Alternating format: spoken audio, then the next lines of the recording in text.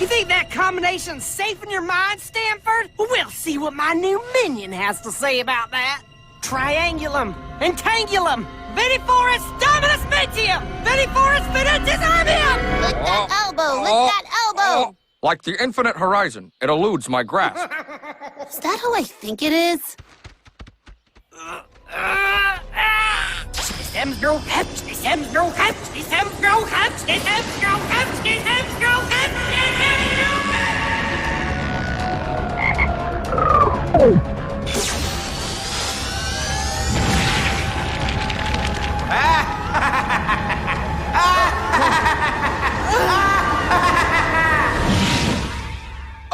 Oh, Gravity Falls, it is good to be back. Name's Bill Cipher. And I take it you're some kind of living ventriloquist dummy? I'm just kidding, I know who you are, Giddeon. What are you? How do you know my name? Oh, I know lots of things. Lots of things. Hey, look what I can do. Hello, everyone, and welcome back to Pining for the Falls, the podcast where everybody gets a set of deer teeth. Everyone just gets a set. They're collectible. They are. They're very collectible. Did you want deer teeth? Too bad, you're getting them. I'm Fire Princess Lily, and I am joined, as always, by my good friend, Dr. Z Monster. Hey, Doc. How you doing? I'm just great. I've been having an okay day. Better than me. Yeah, I saw. Yeah. Oh, that's the second time today that I've had to clean up a big mess of dog food. Wait, second time, really? Yeah, I woke up and one of the bigger dogs had gotten into a bag of dog food, and so I had to clean that up and get that dog food all sorted out because you can't just put it in the garage because we live out in the sticks, and that's how you get rats and mice and other various pests. So so I had to put it in two different containers. One container was supposed to go into, and one that I'm going to have to wash out because it's supposed to be for people food. Just how that goes. And then, when I wheeled it into the place it was supposed to go, the secondary container just tipped right over, and that's the picture you saw. Right. So, it's been a day already. But how has your time ago? It's been a while since we recorded. Just various reasons. Just stuff going on, in our lives. Let's see. Not a lot's been going on with me. Personal life is pretty good. Still running my online D&D games when I can. I joined a couple, and those have been going good. I watched the first half of the third season of Young Justice. The only reason I stopped after the first half is that I know that the storyline is separated into two halves. Mm-hmm. So, I binged the first half, and I will binge the second half a little bit later. Sounds good. Might do that. Probably going to do that soon. Don't know if I'll be finished by the next time I record, but, stuff. Yeah. Yeah, that's been me. Just kind of existing during the apocalypse. I mean, that's all we can do, right? Yeah. Until we can't. I'm sorry. I'm just thinking about all the terrible things that happened last week. Yeah, there was a few. May RBG's memory bring us peace. Yes. For those of you who do listen and don't know, apparently in the Jewish community, you shouldn't say rest in peace. They don't do that. No, the Judaism's view on the afterlife is very different than Christianity. Yeah, so I think it's something like "May her memory bring us peace" or something like that. Yeah, it's close to that. I'm really trying. So just in case you didn't know, maybe also look it up because I'm not an authority. I'm not Jewish. Just be mindful of other people's religions and cultures. I know a bit about Judaism, but not that much.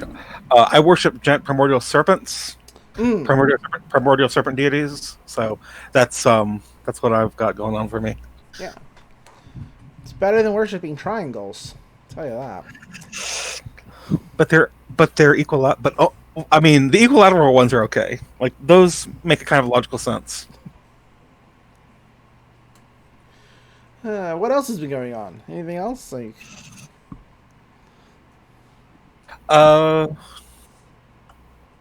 Not really. Just engaging with various pieces of media. Started playing Magic Arena again, having fun with that. I put a card into one of my older decks that can't be stopped by a counterspell and can't be affected by blue cards. And I put that in the deck, and then I went up against a mono blue deck, and they were very upset. what happened? I'm sorry. Okay, so I have a dinosaur deck on Magic Arena. It's Right. themed around dinosaur creatures. A dinosaur card that was printed since I last played the deck has it can't be stopped by a counterspell, so it can't be stopped when it's being cast, and Right. it's got protection from blue, so it can't be blocked or targeted by anything blue. Oh, that sucks for blue players. Blue players don't deserve rights. Uh, blue players don't deserve rights, and blue-white players are cops. I never understood the appeal of blue-white, to be honest. But I'm from an era where blue-white was like, you don't... Who plays blue-white when blue-black's right there? Very fair. But yeah, I have had a lot of fun with that deck. I have that deck, which is themed around dinosaurs, and I have another deck which is themed around drakes. The thing about red-blue drakes is they get a bonus to their power for every instant and sorcery spell in your graveyard. Nice. So you can throw out a bunch of cheap burn and draw spells, and this 3-cost creature is like a 7/3 flying. It's great. Seven power is a lot for 3 mana, especially because you only have 20 life. For the people who aren't familiar with Magic, Right. 7 power is good. It's very dangerous. Danger, danger, high voltage. Don't you want to know how we keep starting fires? When we touch. When we kiss. Don't you want to know how we keep starting fires? When we touch. When we kiss. I mean, I know how cis people are starting fires.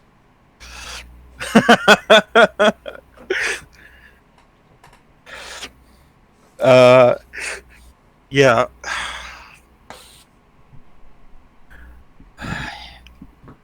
I've enjoyed the memes related to that. Yeah, the memes are good. Fires aren't spectacular. No, of all the fucking things to do, in the middle of a area of dry grass in a region susceptible to fires, setting off explosives, So, I mean, you know, and not having like even if you were determined to do that, not having a fire extinguisher or something on hand in case of an emergency. what do you want them to do? What did you want them to do? Have some common sense? Okay, not counting. A contingency?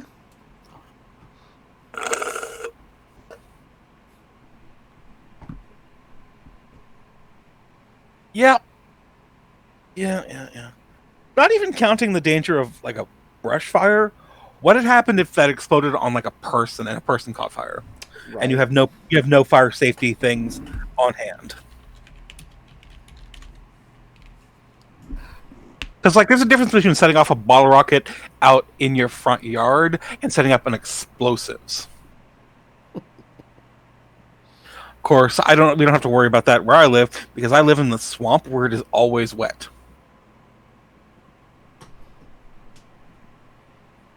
It has been raining for 3 weeks. We are on our 27th hurricane of the season. That's not even a joke. We are currently on Hurricane Beta. Why is it Hurricane Beta? Because after you go through the first 25 letters of the alphabet for names, it goes into the Greek alphabet, which is just the letter designation. And we have already passed Alpha, and Beta is currently going on for us, and it has been raining consistent. And as I said, it's been raining consistently for the better part of a month.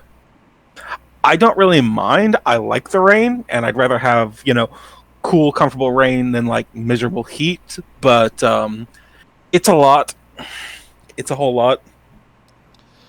According to I just found this out like last night. So I found out that according to statistics, people react differently to how a hurricane is named. Like if it has a man's name, they'll they'll get out of the way, like they'll flee. But if it has a woman's name, they're like, stay put. Like they don't respect the women hurricanes. Ed.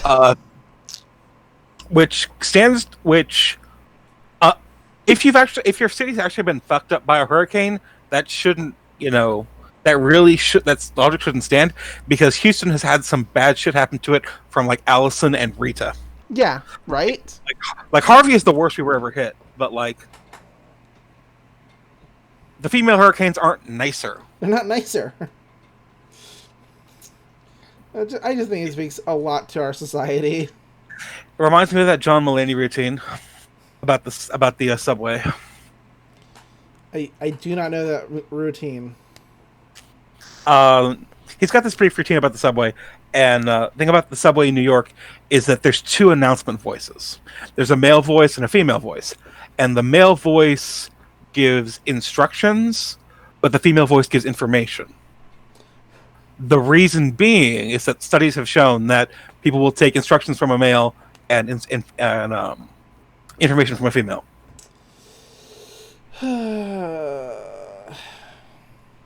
Patriarchy! Yay! Rate your gender roles.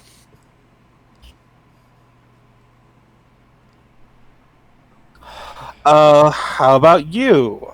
Oh, what's been going on? Wrestling? I mean, I talked about wrestling on Saturday. There was a lot. There's a lot going on in wrestling. When she says Saturday, she means when we record our Studio Trigger podcast, which is very good. And if you like our podcasting, you should definitely check out our Studio Trigger podcast where we talk about anime, like Kill la Kill, which is my favorite anime, or one of my favorite anime. Yeah, we're over halfway done on that. So, I mean, just on Kill la Kill, it's gonna get. I found out there's another web series we have to do, and I don't want to do it. God has punished us for our hubris, and our work is never done. Yeah, I mean, there's that, but I don't like the premise. But anyway, yeah, but if it's a web series, we'll do it in like 1 episode. It's like 22 episodes long. Or are they like? Or like 13. It's longer than Inferno Cop was. Yeah, but is it like little 5-minute vignettes or what? I think it might be like 10-minute vignettes.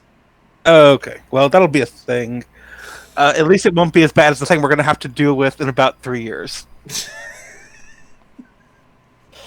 What have I done?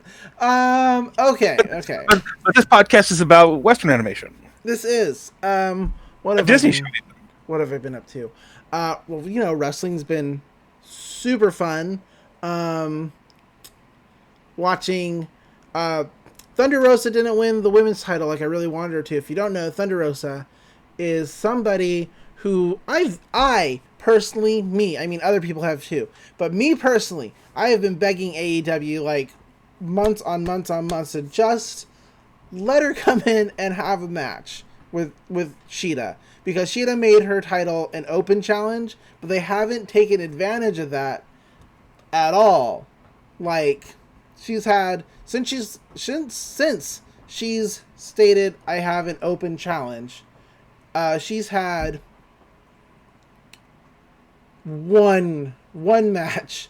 One match where somebody got to contend for the title. She's had 2 matches, but only one of them was a title match, even though Diamante won a match between her and Ivelisse to face Hikaru Shida. For whatever reason, they just didn't make it a title match. Because, I mean, I don't know why. Don't want to know why. So yeah, but finally they let Thunder Rosa come in. You know, they had to work out with the NWA because NWA is another wrestling promotion owned by Billy Corgan. Billy Corgan fucking sucks. He just does.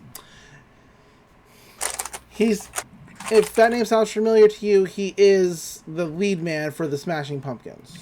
So he still sucks. Anyway. He's still a rat in a cage, and a shitty rat at that. He's a shitty rat. Anyway, so they had to work out a deal with NWA because Thunder Rosa is their women's champion. So we had a champion versus champion match at All Out, and I really thought, because I'm a fool, that Thunder Rosa was going to win because that would be the most interesting thing that they could do for the story, right? Like, she's double champion. What does that mean for, like, her in NWA? What does that mean for her in AEW? Also, there's a bunch of women in AEW that she hasn't wrestled, so this is gonna be cool. This is gonna be fun. It's gonna be great. And no, Hikaru Shida won, and there are women in AEW she hasn't wrestled, but there are none that are title ready, if that makes sense. Sure. I mean, I think they're kind of angling for Shida versus Nyla too, and I'm all for that. They put on a hell of a match at Double or Nothing. I don't think that Nyla should have lost, so maybe Nyla will win and reclaim her title. So we'll see. But this coming week, because last week Thunder Rosa got to have her 3rd match in AEW, which is fun. Where she faced Ivelisse, and then after winning, she was which it's really weird that she had a match on Dynamite for her NWA title because that's a different promotion entirely. But it's, you know, it's whatever. I'm down. Anyway, after she won, she got attacked by Diamante and Ivelisse because, you know, they're heels. That's what heels do. And Shida came in for the save, which is cool. I'm down. So this week we have a tag match with Thunder Rosa and Hikaru Shida versus Diamante and Ivelisse. And I like all those women, so it should be good. Apparently, through part of their match, Ivelisse wasn't selling for Thunder Rosa, and so she laid in some shoot strikes, and things got heated. Depending on who you listen to, there was, you know, arguments in the back, or there wasn't. They just, like, you know, walked away from each other, you know, went their separate ways after the match. So it should be interesting to see how that goes this week. Should be interesting. But yeah, that's currently what's exciting for me. Oh, and there's going to be this week there's going to be a 6-man tag team match, which should be fun, with that have, like, team captains. Jon Moxley and Lance Archer are supposed to face off next month for the world title on a special episode of Dynamite. And so, but this week they're gonna have a 6-man tag team match where they're, like, team captains, and on Lance Archer's team is Brian Cage and Ricky Starks, and on Jon Moxley's team is Darby Allin and Will Hobbs. Now, so it's 3v3. Yeah, that's what a 6-man tag match means. Okay. It's not like 2 versus 2 versus 2. No, that's called a triple threat. Okay. Yeah. So it'll be fun. It'll be fun. I care about 5 of these 6 men, so we'll be good. I've talked about Brian Cage before. He's a big dude. Like, he's only like 5'6", something like that. He's not really tall. He's not like super tall. I mean, I think he might be like 5'10", 5'11". He's not over 6 foot is what I'm saying. But he is just like, he's built like a freight train. He's just real massive. And he moves like a luchador, which is insane. Like, hold on, I'll send you a picture of him in our chat. Podcast. Yeah. So you can see just like how massive this dude is, because it's insane. So I'm assuming when you say move like a luchador, that means very agilely. Well, you've seen luchadors wrestle, haven't you? No, You've never seen Rey Mysterio? Like, I don't watch wrestling. I know I've you never don't watched. watch wrestling. I didn't know that you never watched wrestling. No, I've never actually seen a wrestling match. Okay. I've seen like a wrestling match, but I was actually about to say about this because like I like growing up, I never really knew where I never really thought about it because but like it was never on in a place that I watched. Which is crazy I don't because Booker T has a school in Houston. Texas wrestling is huge. Oh yeah, Booker T's a hometown boy. But like I mostly just watched cartoons and sitcoms growing up. That's fair. But yeah, there's a picture of Brian Cage in our Discord chat. Oh yeah, cool. Yeah, He's big beefy guy. He's a big beefy dude. So luchadors are like high flyers. They're the ones like do like the crazy flips and stuff. I have seen that. Yes, I have seen Okay. like. So he moves like that. I mean, he can do all like the big guy, like I'm picking you up and I'm throwing you wherever stuff because he's massive, right? He eats like 24 eggs for like a single meal. Protein. But he can move like a luchador. He did a 619 in his latest match, which is it's also called a tiger feint kick. What you do is when somebody's kind of hung up on like the second rope, you like bounce off the opposite rope, run up, catch the top and middle rope, and swing your body through to kick them. Actually, that sounds really cool. It's so cool. It's such a cool move, but a guy of that size doing that is just insane. Another like one of his like signature moves is like picking up his opponent and doing bicep curls with them before throwing them over his head like it's nothing. Okay, so his whole deal is combining like the big stuff, the big guy stuff, and like the agile jumping guy stuff. Yeah. The high stuff. Absolutely. That actually sounds like a really cool routine. Yeah, I really like him. And I can't believe the WWE passed up on him. They're idiots. But Vince only makes good decisions, Lilith. Always. But when you look at Brian Cage, he looks like the kind of guy that Vince would be fucking just jacking off into a sandwich and eating it about. Because he loves beefy boys. It might just be the height thing, because he really likes tall, beefy boys, but Brian Cage is super beefy. I mean, 5'10's not like a fucking manlet. No, but in like, they call WWE the land of giants for a reason. Because they're like, most of the guys that like go over, most of the guys you see, they're like over 6 foot. Right. Like, even smaller guys you might have seen. Like, did you know that Bray Wyatt is 6'3"? I didn't, because he looks smaller to other people in WWE. So you can't really compare, but he's 6'3". Interesting if true. Yeah, I mean, some of the heights in wrestling are flubbed, you know? Yeah, it's because a lot of it is performance. There's the kayfabe. Yeah. I'm sorry, Brian Cage is only, and I say only, 6 foot tall. So that's still big, but he's not over that mark, you know? That's the problem. Like, even Billy Gunn is 6'3", Right. and he's considered a small guy.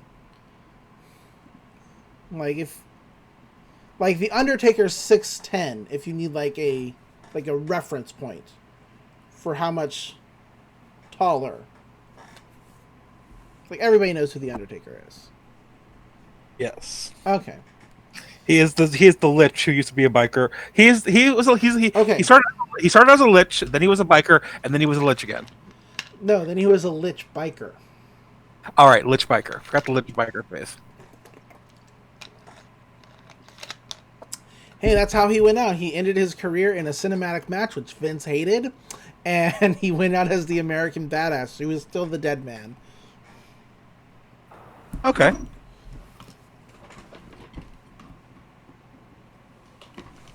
Yeah. So we've talked about wrestling a whole lot, more than I actually meant to. Do you want to talk about Gravity Falls?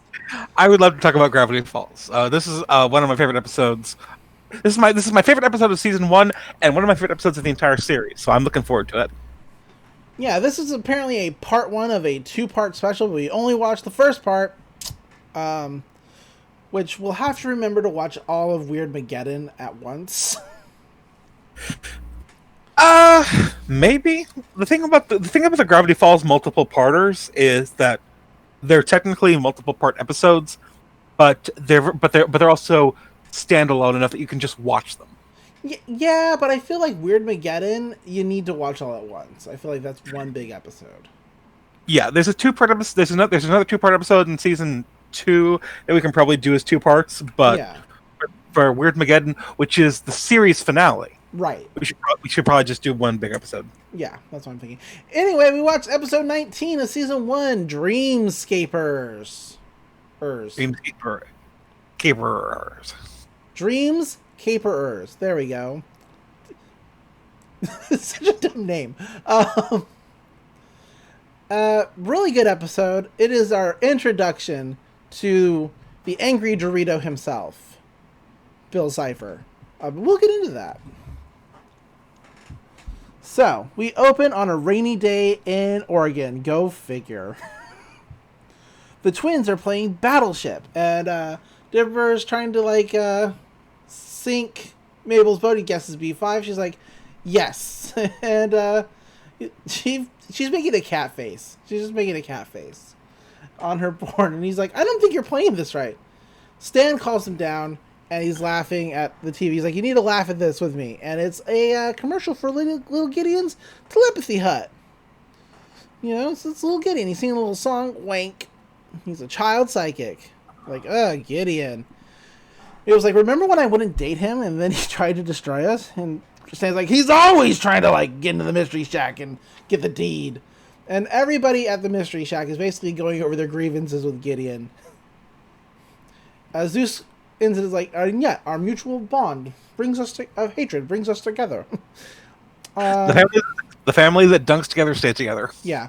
But the commercial ends with says, opening soon at this location, and it's a picture of the Mystery Shack. And Dipper's like, should we be worried about that? And Stan says, please. The only way Gideon's taking over this shack is if he breaks into my safe and steals the deed.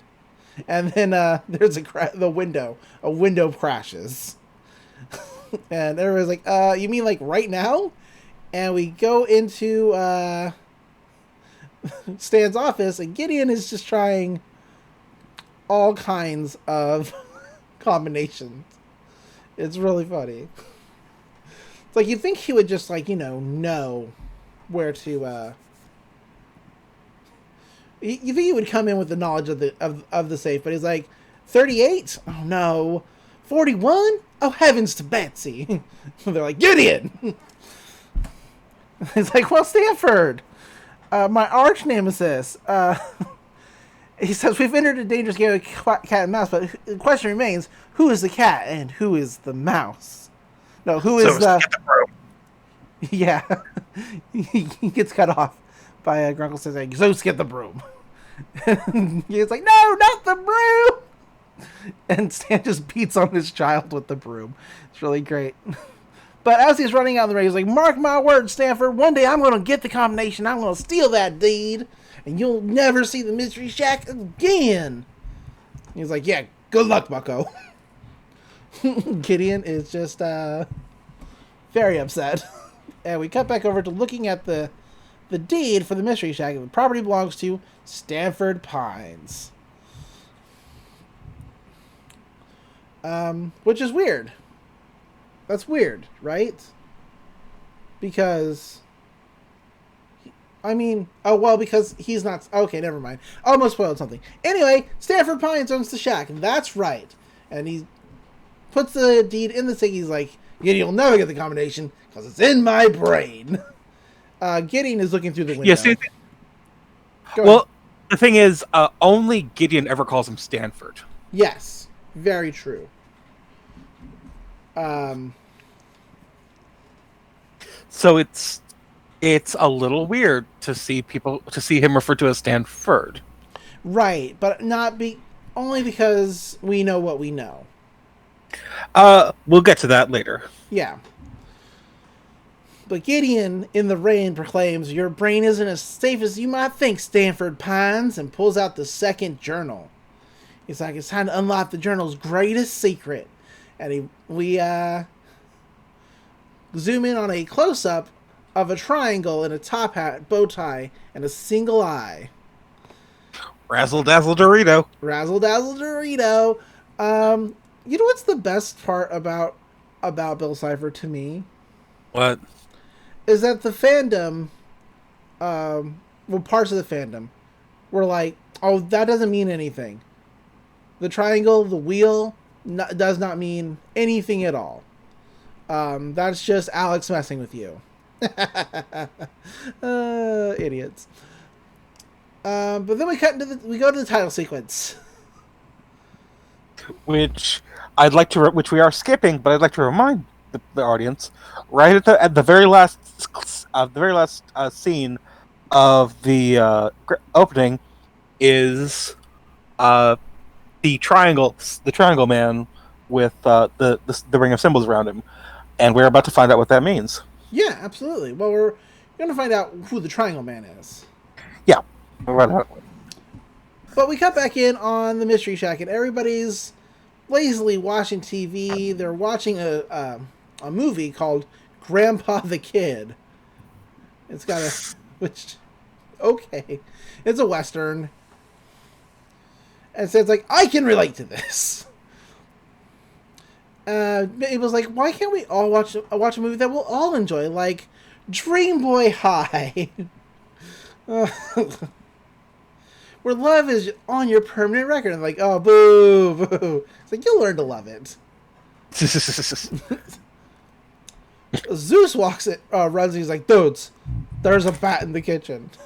My Zeus is terrible. It's trying to touch me with its little weird bat fingers. And Gregor says, "Don't worry, I got this under control." And he puts up the feet to his chair. They're like,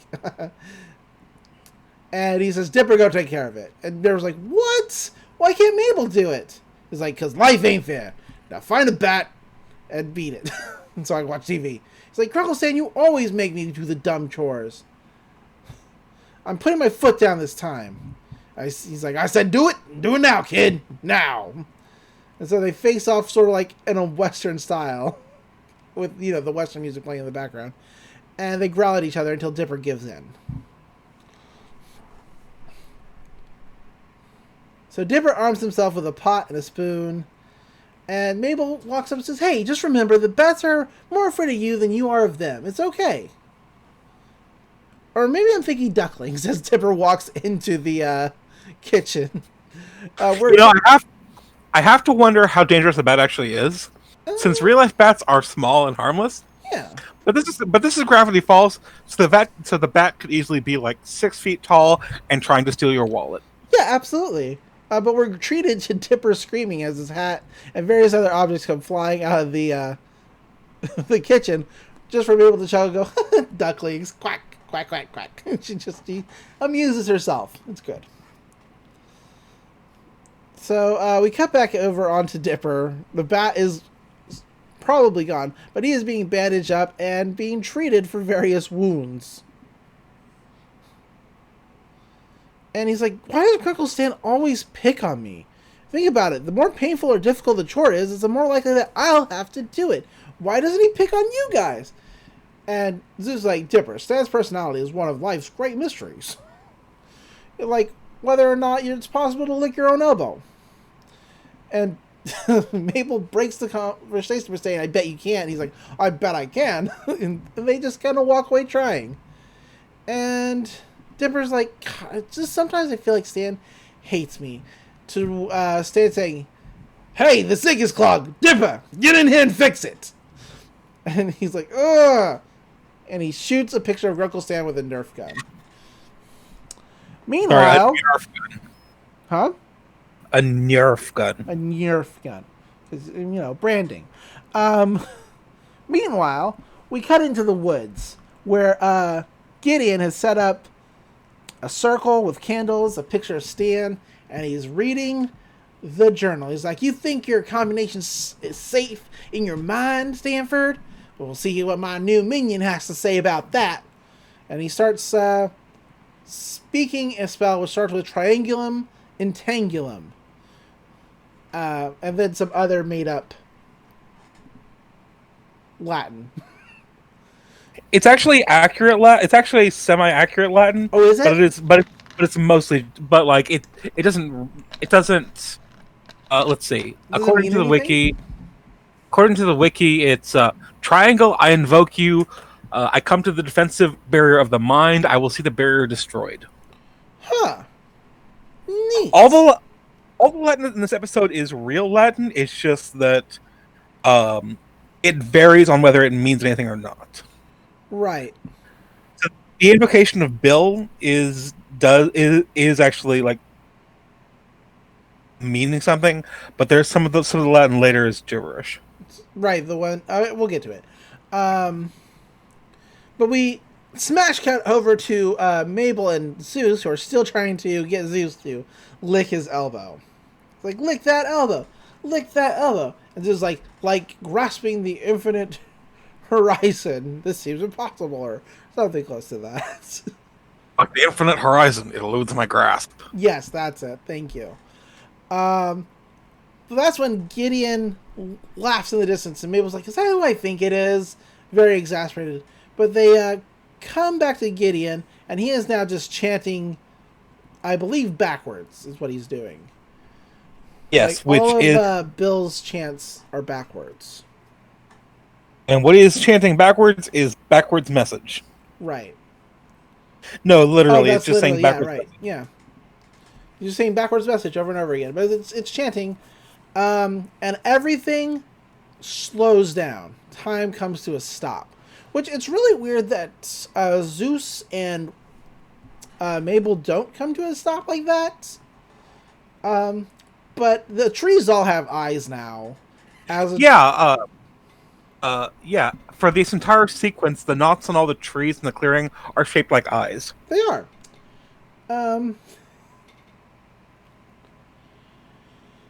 But a triangle opens up in the sky, surrounded by fire, and an evil laughter.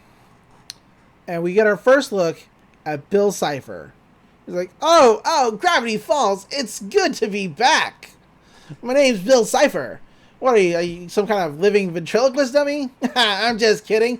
I know who you are, Giddeon. And Gideon's like, holy shit, because I guess he didn't expect this. He's like, what? Yeah. What are you? How do you know my name? And Bill Cipher just responds with, oh, I know lots of things. Lots of things. Like, it's... And the surface of his face flashes between a whole bunch of random images, which is kind of too much shit to go over. It is. It really is. It's a mix of random references to conspiracy theories. Yes. And allusions to different things in the show. Yeah. But he's like, look what I can do. And he points over to a deer, waves his hand, and all the teeth of the deer fly out of that deer's mouth. He's like, deer teeth, for you, kid. He's like, "Ah, you're insane." He's like, "Yeah, sure I am. What's your point?" He just rotates his finger, and teeth go flying back to the deer, who runs away. Yeah, the deer teeth thing is one of the creepiest things in the series. It's not good. I mean, he puts them all back, but still. But still, not great. And the deer is like, just, nope, fuck Nope, this. fuck this, I'm out. Gideon's there, and he's like, "Listen to me, demon. I have a job for you. I need you to enter the mind of Stanford Pines and steal the code to his safe." Mabel and Zeus, once again, still not frozen, are just listening, and they're like, gasp. And Bill's like, is laughing. He's like, "Wait. Stan Pines. Stanford Pines. It's like, you know what, Rather kid?" knowing. Yeah, he's super knowing. Think, "You know what, kid? You've convinced me. I'm sold. I'll help you with this, and in return, you can help me with something I've been working on. I will work out the details later." And they shake hands, which ignites in blue fire. Which, you know, through various media, I've always felt that that's how deals with demons go, is a handshake with blue fire. Maybe I'm crazy. And Bill says, "Well, time to invade Stan's mind. This should be fun. And remember, reality is illusion. The universe is a hologram. Bye, go, bye!" And he disappears. If you were wondering where we got our sign off, Yeah. it's from this episode. It comes from this episode. And everything goes back to normal. The trees still have eyes. Yeah, they actually have the eyes before the trees in the earring have the eyes before Gideon starts the ritual. Yeah, I guess it's just super noticeable with the ritual. Yeah, it's interesting. Yeah. But he's like, "It worked!" He laughs real evilly because he's evil. Zeus and He is. Mabel share worried looks before we cut back over to the mystery shack where Stan's asleep. And he's just talking asleep. And Dipper's like, "What is going on through this guy's head?" And that's when Mabel and Zeus run in. And they're like, Dipper, we gotta help Stan." And he's like, What? And Zeus like, "This evil triangle guy. He's gonna break into Stan's mind, and he's gonna steal the combination to his safe. So we gotta stop him." So we stop for Stacks on the way. And Dipper's like, "Triangle guy." He pulls out his journal. He's like, "I feel like I've seen this before in the journal. Beware Bill Cipher, the most powerful and dangerous creature I've ever encountered. Do not summon at all costs. Whatever you do, do not let him into your mind." And that's when Stan kicks and fights in his sleep. And they're like, "Grunkle Stan!" And we see a shadow of a triangle float into Stan. And that's when the real fighting starts. And Mabel takes the book and says, "It's possible to follow the demon into a person's mind and prevent his chaos. One must simply recite this incantation." And there was like, this is just great. I've spent all my day cleaning sinks and fighting bats for Stan, and now I have to save him from some crazy brain demon? And Mabel's like, "But if we don't do anything, Gideon might steal the shack, or worse." Stan is still fighting in his sleep.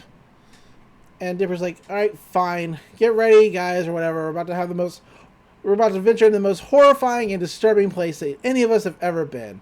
Our uncle's mind." Lightning flashes. It's very dramatic. Zeus breaks the tension by saying, "Do you think I can take these burrito bites into Stan's brain?" Thumbs up, thumbs down. You know what? I'm just gonna break them. I don't know what burrito bites are, but they do look tasty. I'm assuming it's like a little thing. Yeah. I'd go for a burrito. I do like beans. I am a proper Texan. I like beans. Beans are good. So we cut back in on them setting up for a ritual. And Dipper's looking over the journal.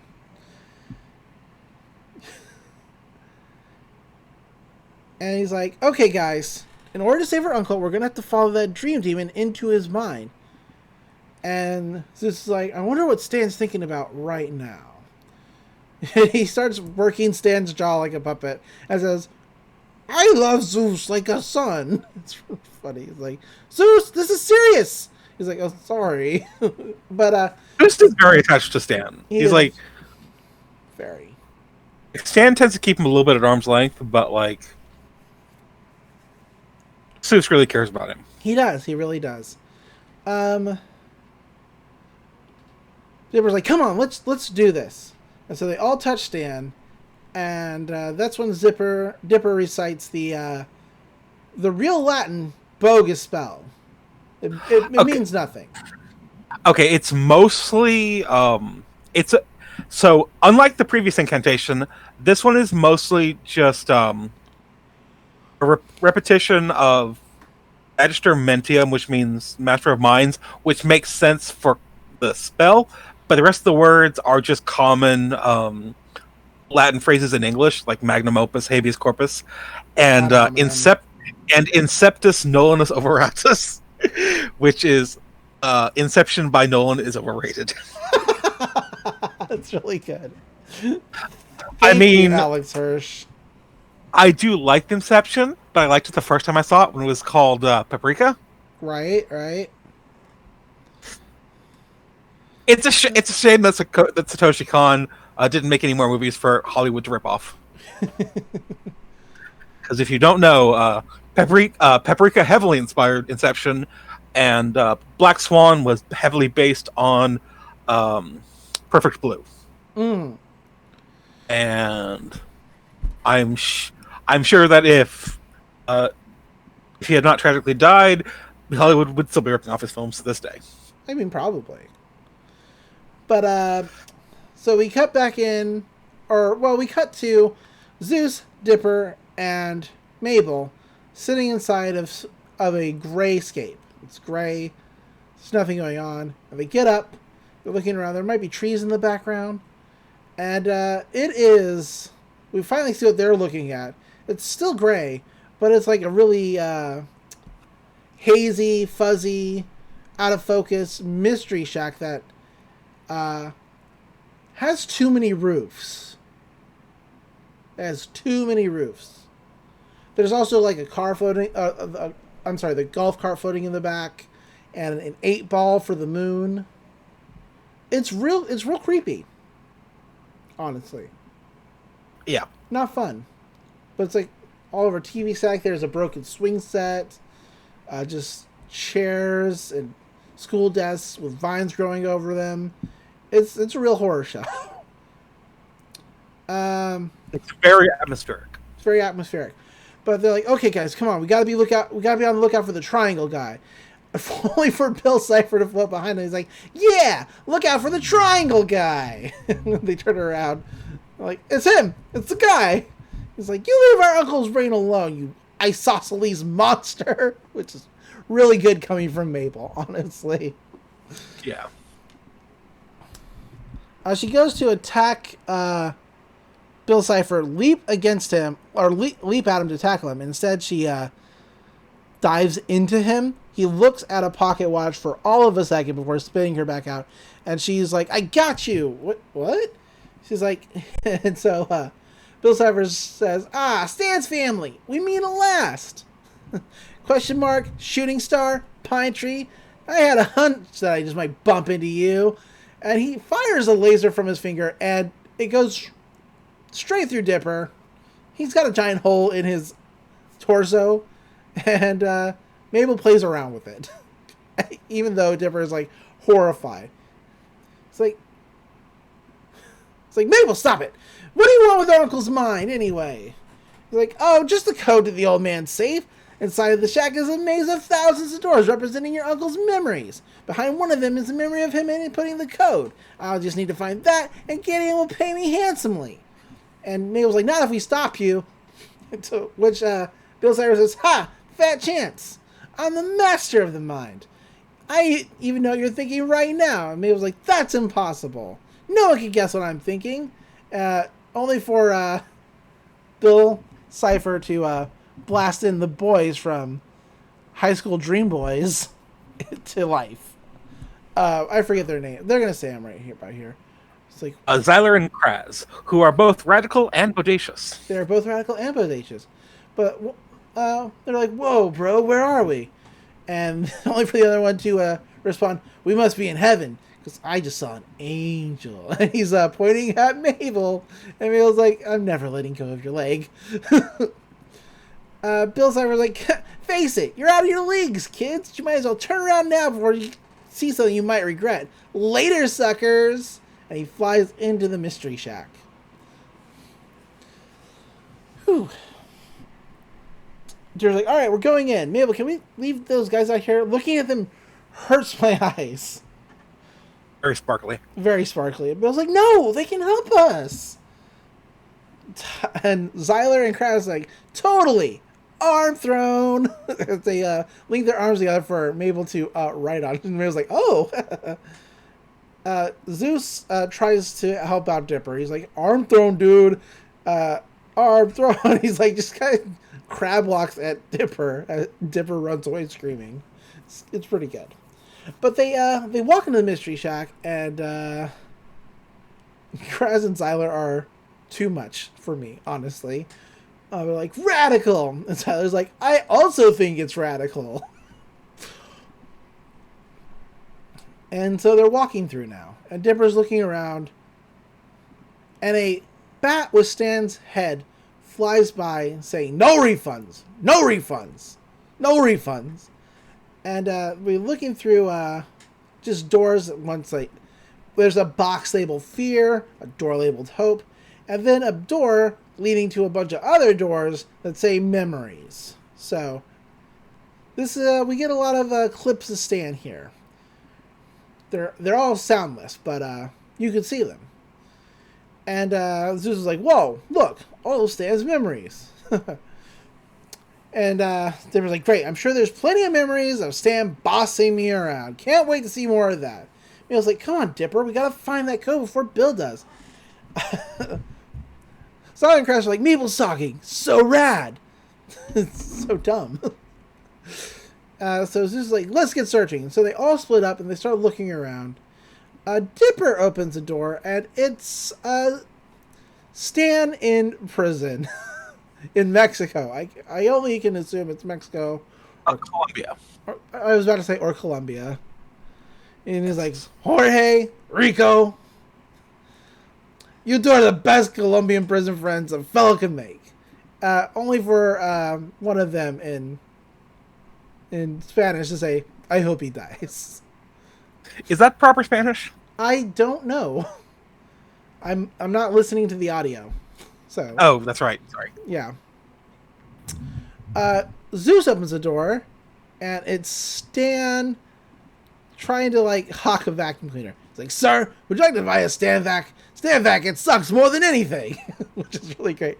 He's like, "Gotta work on that," because the door gets shut in his face. They're like, "Nope, not that one." They open another one, and it's Stan on his date with Lazy Susan. He's like, "Well, so your eye, it's weird. Let's talk about that." Lazy Susan laughs. She looks a little uncomfortable, but they're both laughing. He's like, "This is going terrible. I can't think of anything to say. And she looks so weird up close. I gotta think of a way out." He's like, "Non-specific excuse." He slaps the dinner off the table and runs outside. And it was like, yeesh. Could have gone better. Could have gone better. Could have gone better. But they come up to a door with a pine tree, and it says, "Dipper's memories. Keep out." To which Dipper is like, "Look, guys, memories about me." Zeus like, "That doesn't seem like a good idea." He's like, "I just want to know what the old guy really thinks of me." And Mabel's like, "We already know how Stan feels about us. He loves us. We're great." He's like, "Yeah, let's just keep moving." And they're like, "More moving. I love motion." It's like really good. But Dipper sneaks back to the Dipper memories to look around. And there's now a crab with Stan's head and hat. It's really weird. But it says, "Dipper memories. No refunds." He's like, "All right, just a quick peek. Find out what Stan sees to me." And there's just a bunch of sounds like, "Dipper, can you scratch my back? Dipper, clean the boiler. Stan laughter, and finally, Dipper opens a door. It's Stan bossing Dipper around once again. We get kind of a look at Stan's tattoo.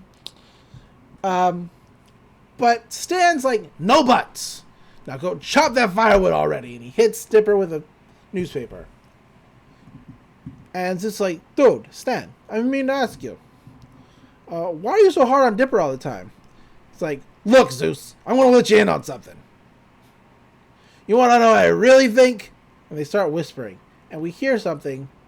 All we hear is, the kid's a loser. He's weak. He's an utter embarrassment. I just want to get rid of him. And so Dipper closes the door. He's very sad. He's defeated. We cut over to the other group of Mabel, Zeus, Xyler, and Kraz. And they're just opening doors. Zeus is calling out, hello, told to stand safe, where are you? Like, kind of good. I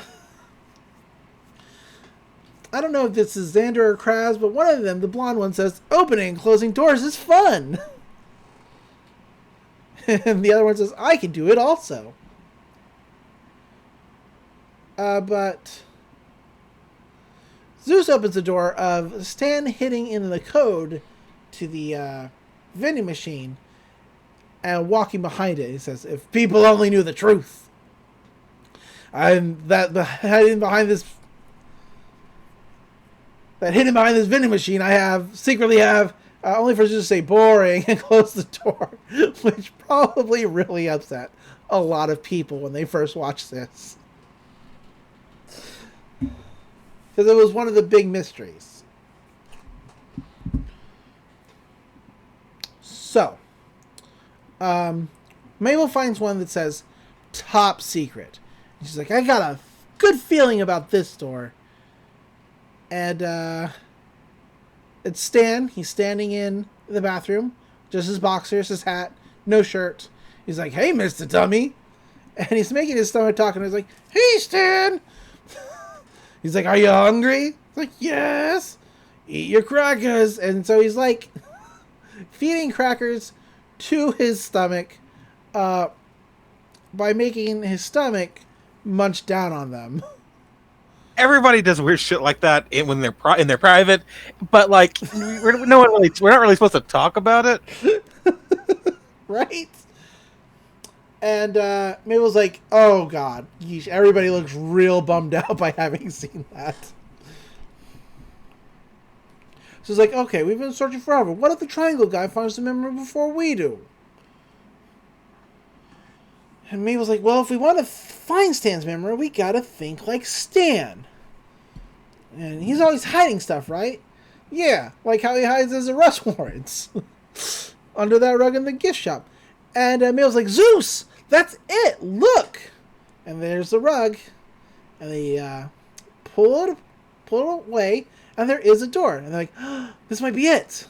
And so they look, and it is. It is the memory of Stan putting the deed into the safe, and then inputting the code 1344, and finally, this is like Zeus. They close the door, and Zeus is like, "Yeah, we found it, dude." And they're like, "Okay, but what do we do now?" Let's destroy the door before Bill can find it. And so Mabel picks up an axe, and Zeus is like, "Wait, maybe I should do it. My big fat arms are great at destroying stuff." Which is a really weird comment for Zeus to make. Yeah. Mabel's like, oh, okay. And that's when Zeus lifts the door with his mind. It's glowing in blue light, only for Zeus to walk up and say, hey guys, I just saw him stand roller skating and wearing short shorts. Didn't look half bad. And everybody's confused. Zeus is like, wait, hey, something weird is going on here. And the Zeus that lifted up the door with his mind starts laughing in Bill Cipher's voice before grotesquely changing back to Bill Cipher. It's not pleasant to look at. Really not. But Zeus gets next to the group, and Bill Cipher's like, "Boy, you kids sure are gullible. I knew you'd lead me straight to the code." He's laughing. It's funny how dumb you are. I just want to say that it's funny how dumb you are. Is probably the best line in the episode. It's pretty good. One of my favorite lines in the series because it's delivered so straight. It's just like, it's funny how dumb you are. It's delivered very matter of factly. Yes. But we go to a commercial break, come back, and Bill's holding the door. He's like, the combination to stand safe. Boy, this was even easier than I thought. And Mill's like, oh yeah, well you're a stink face. Awesome comeback, Mabel. Okay, that was Zyler. And she's like, don't treat me like a child, Zyler. And Bill's like, later, suckers. And he zips away. And Mill's like, come on, we gotta save Stan. And Dipper's like, what's the point? Why should I save him, huh? I work for Stan day and night, and all he does in return is say he wants to get rid of me. And Mabel's like, Dipper, I'm sure that's not true. He's like, I saw it with my own eyes in one of his memories, Mabel. He's always picked on me, and now I know why. Stan hates me. And everybody gasps. He's like, Dipper, it doesn't matter what you saw. If we don't stop Bill, we'll lose the shack. And he's like, no, you know what? Not this time. You know, for once, this is one of Stan's problems I'm not going to fix. And Mabel's like, fine, come on, Zeus. We'll save Stan ourselves. Zeus stops to say to Dipper, you're a cool dude. But this isn't cool, dude. Great line from Zeus. Zeus always has great lines. Zeus has great lines. Tyler and Kraz say, like, come on to each other using their names and saying, that's our names.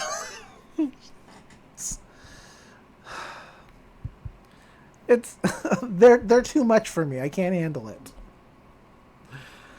But Dipper just stands there crossing his arms, and Zeus gives him a willful look, like, okay. We cut over to Bill flying upstairs, blowing doors open, and then his bow tie starts ringing. He's like, "Hello?" Okay, he's like, "Bill, did you find the memory with the combination yet?" He's like, "Relax, short stack. I got it right here." Okay, he's like, "Haha, perfect. Now give it to me and I'll fulfill the end of the bargain." He's like, "Finally, here it is. It's 13:44." And that's when it gets shot out of his hand by a Nerf dart. I mean, it's not Nerf, but you know. It's a Nerf dart. Nerf. And it goes flying into the memory with the bottomless pit. Only for Sid to say, the bottomless pit. There's no more bottomless than the bottomless pit, which, as you can see here, is bottomless. Which is from a previous episode. It's like, wow, whatever that was, it's gone forever. And the door closes. And it was like, haha, boom. Gideon says, the deal's off. And Bill's like, wait, no, wait. He's like, I'm switching to plan B. And that's when Bill falls apart, reassembles, and is red. He's like, you can't even imagine what you just cost me. Do you have any idea what I'm like when I'm mad? And a bunch of cymbals. I can't do his distorted voice. I mean, I know they use like a lot of... yeah, they use like a lot of reverb and stuff to make that work. Yeah. But a bunch of symbols start flashing in his eye and flashing onto the group. Only for them to fly up on a giant stand head and for Bill Cipher to get bigger. And Zoo's like, oh, so I guess he gets really mad when he gets mad. And Bill Cipher's like, eat nightmares! He starts screaming. We cut back over to Dipper, who was trying to look for a way out of this place. He's like, exit, hello? How do I get out of here? And he opens up the memory of him chopping wood again. He's like, this again? And we get back to say, he's like, he's a loser. He's weak. I just want to get rid of him. Yeah, those are all things people said about me when I was a boy. And Dipper's like, huh? that it was terrible. I was the biggest wimp on the playground. And then we cut over to a memory of Stan getting hit in the face with a soccer ball and crying and running away because of bullies. He's like, so one summer my pop signs me up for boxing lessons. And it was even worse than the schoolyard. We get Stan getting beat up on him before he suddenly hits the other kid who's on top of him with the left hook, only for his silent father to just nod in approval. There's a kid reading in the background of Stan's boxing lessons flashback with his face conspicuously hidden by a book. I'm sure that doesn't mean anything. Doesn't mean anything at all. It's like, you know what? You know, at the time, I thought my pop was trying to torture me. The old man was doing me a favor all along. We cut over to a memory of Stan looking like an absolute dork. Standing in a movie theater line for Grandpa the Kid. And when some greaser tries to steal a purse from a lady. Stan, she's screaming, my purse, and Stan just screams, left hook! And pops the greaser in the face. It breaks his sunglasses and knocks out his teeth. And everybody cheers. And he gets a kiss. He's like, so you see, that's why I'm hard on Dipper. To toughen him up. So when the world fights, he fights back. So that girl is that girl in Stu's flashback in Stan's flashback that is actually a character we've seen earlier. That's Carla McCorkle, who was his girlfriend. Right? That was his girlfriend for when he was a teenager. Yeah, she started dating the hippie. But Stu says, "Hey, do you think it's actually working?" And we cut over to Dipper, who cuts through the log. Finally, he's like, I did it! I did it! Yes! He's like, yeah, he's really coming along. When push comes to shove, I'm actually proud of him. Just don't ever tell him that. He's got a big enough head as it is. And Dipper's like, oh, he's like touched, but he falls into the memory. And Mind Stan is like, whoa, kid, what are you doing here? Nice hole in your chest, by the way. Let's fix that up. And he automatically fixes the hole in Dipper's chest. And he's like, what? How'd you do that? He's like, word of the wise, kid. We're in the mind. You can do whatever you can imagine in here. And he summons some pit cola for himself. It's like, well, how about that? And then we hear Bill laughing and see a bunch of red flashing lights and just saying, no, make it stop. And Mabel's like, help, someone, please. And there was like, oh gosh, what do I gotta do? I gotta stop Bill. And he runs away. And Memory says like, ha, fighting back. It's really good. It's a very touching moment. So I want to point out that over the course of this episode, whenever Dipper mentions that Stan doesn't like him, Seuss always tries to reassure him. Yeah, because he just knows. Makes sense, given that Seuss is the one that had this conversation with Stan, the one we saw as a memory. Yeah. So, Bill says, one nightmare coming up, because we've cut back over to them. And this is like, nightmare? I hope he doesn't mean that British dog man. I'm always dreaming about him. And it is. It's a dog standing on two legs. It's a British bulldog on two legs with a bowler hat and like a British suit and a cane. He's like, hello, hello, hello. Who cried for some pudding? You know, it's stuff. It's just British stuff. And this is like, it's everything I ever feared.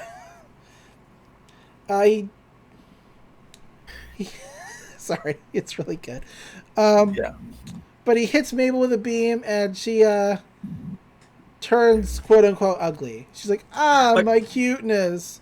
Like her head Go ahead. Her head inflates, and she turns green and like pimply. It's weird. It's weird. She's like, what did you do to my cuteness? And honestly, I've been on the internet. Mabel with a giant head is probably something that somebody thinks is cute. Probably. I don't want to know, honestly. I don't want to know either. I'm just saying it's probably true. Yeah. Bill points to Xander and Kraz, and Kraz is like, "Cool, we're next." And They start doing a dance, only to be shot off into space and burned up.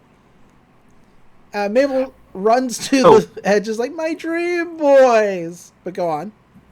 Point out real quick, that dance they do is a reference to Captain N, the Game Master. Is it? I thought it was a reference to Tiny Toons. Not quite. Like those exact dance moves are copied from an episode of Captain N. Okay, well there you go.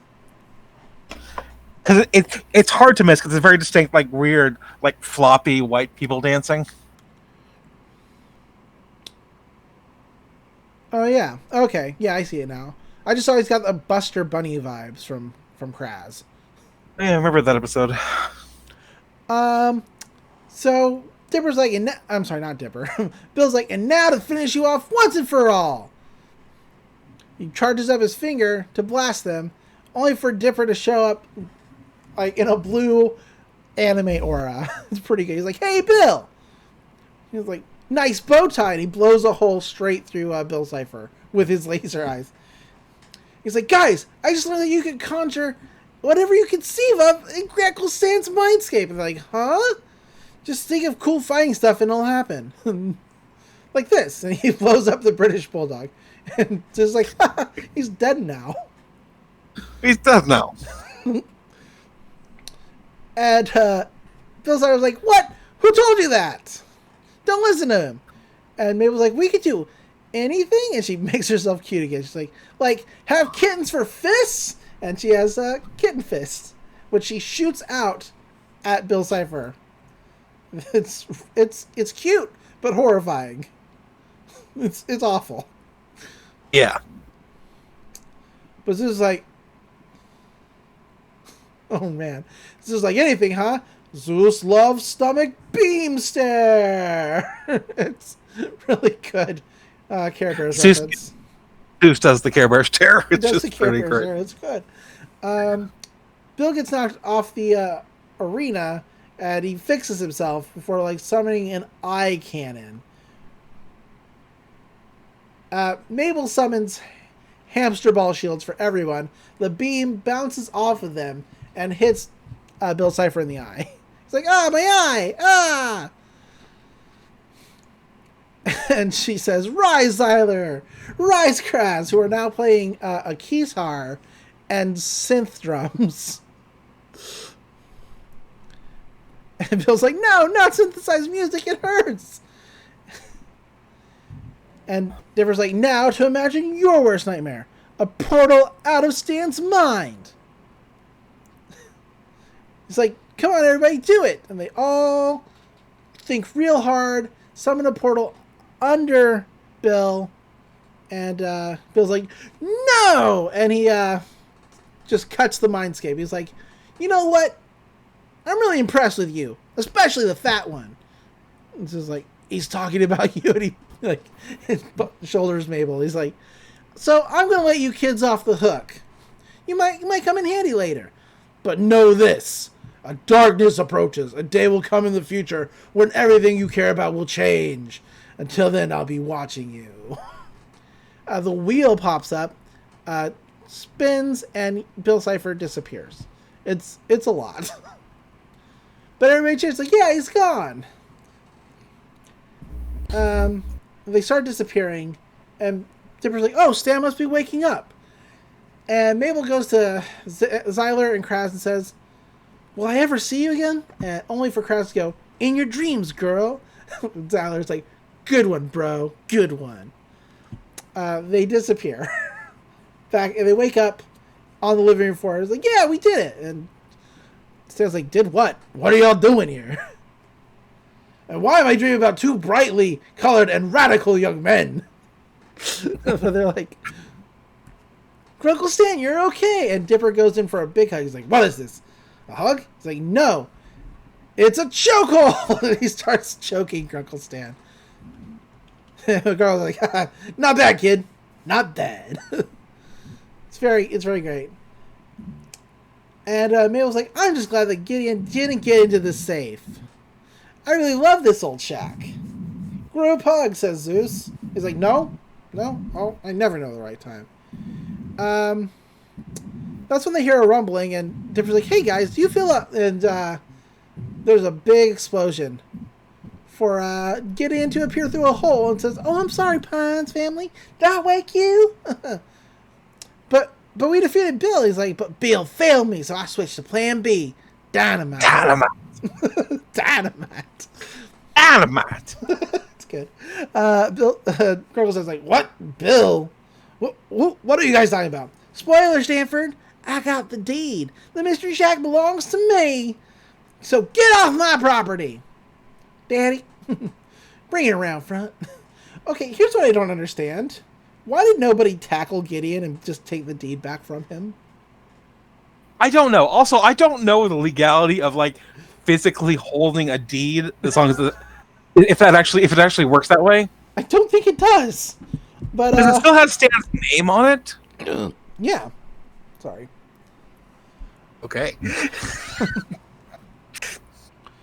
But yeah, it's not Stan's name on it. I don't know about this. There says, "Don't worry, guys. It's just a part of the dream. We're gonna wake up any second now, right? Right. Only for a wrecking crane to be driven up to the Mystery Shack, and it goes right through the sign and most of the roof.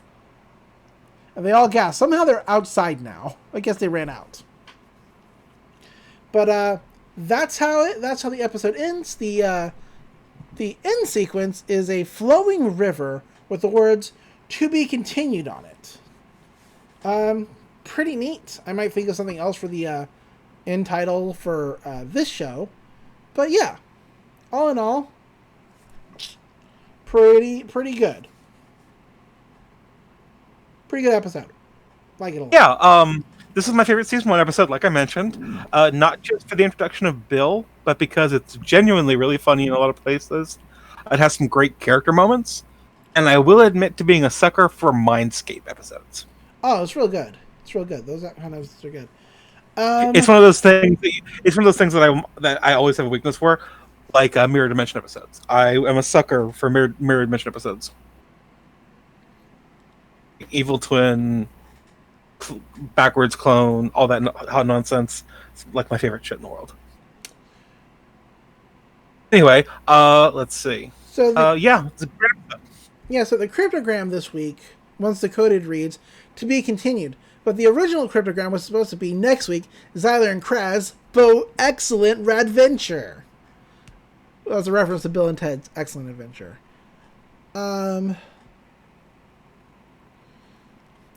There's a thing that appears behind Bill Cipher, like a weird alien language, and it decodes to read, "Liar Monster, Snappy Dresser." Yeah. Let's see. There's lots voice. of cryptograms this episode, but go on. Yeah. All the text in Stan's Mindscape is in cryptogram. Absolutely. It's like the normal things that we expect to see in those places. Like the Mystery Shack's name is in cryptogram, but it just says Mystery Shack.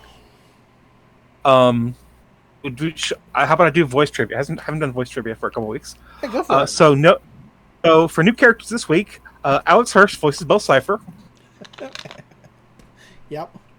Xyler is voiced by John Roberts, who also does Linda on Bob's Burgers. And Kraz is voiced by Greg Cipes, who is best known as the voice of Beast Boy on Teen Titans, and actually got to reuse that voice later for season 3 of Young Justice. He replaced the original voice actor. Yeah. And if you do go on Greg Cipes' page on the Gravity Falls wiki, it is clear that he has edited his own page. Is it? It is startling, obviously. Just compare. Okay, I just mentioned those two voice actors, John Roberts and Greg Cipes. Compare the John Roberts page to the Greg Cipes page, and it's very obvious.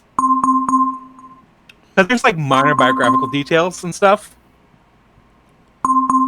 I'm not judging. If I had a Wikipedia page, I'd probably edit it too. Yeah. But hey, it is obvious. Sorry to the listeners for the binging that you just heard like 3 times. My computer did something weird. So Computers often do weird shit. And last thing, we get a voice cameo from Clancy Brown, who has done quite a lot of things. Most famous for like Lex Luthor on the '90s Superman show, and the Kurgan. If you've ever watched the original Highlander movie, Yeah, I've watched the original Highlander movie. that is Clancy Brown, Nice. and he voiced the Bulldog Man. Nice. Yeah, Clancy Brown's great. So yeah, that's this episode. And I don't think I have anything else to add other than it's just a really good episode. And next week's episode is, I don't want to say it's stranger, but it's certainly weird. Like, Yeah, and okay. and it is the finale of season 1. It is the finale of season 1, which means this podcast will be half over, I think. Basically. Dun, dun, dun. But yeah. So, hey, Doc. Where can people find you online if they want to talk to you about stuff? I am on Twitter way too much. I'm at Dr. C Monster, that is at DRC Monster. Come and find me on Twitter, where you can see me screenshots of badly localized video games. Fun. You can always find me on Twitter at DatFirePrincess, spelled D-A-T. You can find me on my numerous podcasts I do that update kind of sporadically these days because there's an apocalypse that just keeps getting worse. It is the end time, and it just keeps getting end times here. It gets even worse. Somehow, Dolores Umbridge is the press secretary for the Trump administration. I don't know how that happened, but there we are. And so... Oh, by the way, in case it couldn't be said enough, in case you're still listening, fuck J.K. Rowling. Just so you know where I stand, at the very least. So... Yeah, I think we can kind of be done with Harry Potter. Forever. We'll talk about that another time, though, because we're signing out now. So remember, until next time... Reality's an illusion! The universe is a hologram! Bye, Gold! Bye! Bye! Mabel! Everyone! Together! No!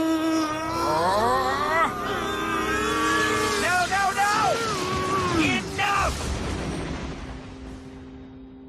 You know, I'm impressed with you guys. You're a lot more clever than you look. Especially the fat one.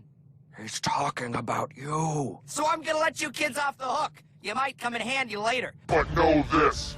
A darkness approaches. A day will come in the future when everything you care about will change. Until then, I'll be watching you. I'll be watching you.